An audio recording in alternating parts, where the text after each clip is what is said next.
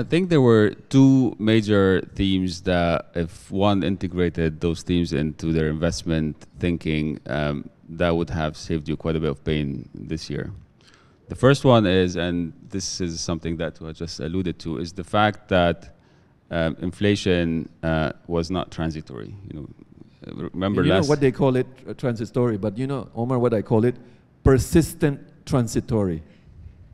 Does that work? No. Okay, go. I mean, there was a lot of semantics in terms of whether it's persistently transitory or it's really transitory and so on. But the reality is that this is probably one of the biggest mistakes, policy mistakes that the Fed has ever done. There's over 900 economists in the Federal Reserve System. And I think the fact that they hammered on the transitory inflation for so long was a big, big policy mistake. So I think the first theme is that the Fed was way, way behind the curve.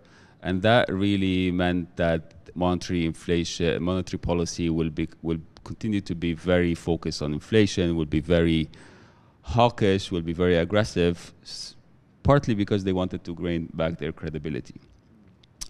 And obviously that has a big impact in terms of duration positioning and so on, which we can talk about in a little bit. The second one, particularly in the context of Asia, is to understand the pain threshold that the Chinese policymakers are willing to take in terms of having at least certain segments of the market correct and go into distress. And here I'm thinking in terms of the China property market. I mean, I think the markets have short-term memory, but around the same time last year, we were wondering whether Evergrande is going to default or not default.